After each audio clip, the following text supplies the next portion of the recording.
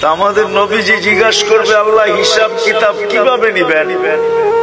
আল্লাহ বলে সবাইটা যেরকম নিব এরকমই নিব।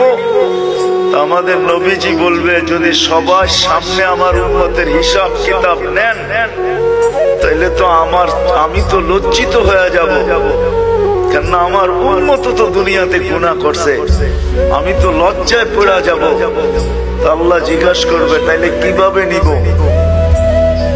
তো নবীজি বলবেন যে আমাকে নিতে দেন, আমি আলাদা ভাবে নেই।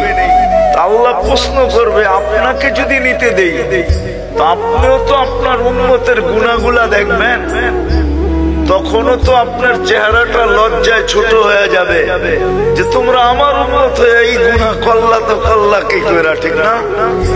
সত্য তো?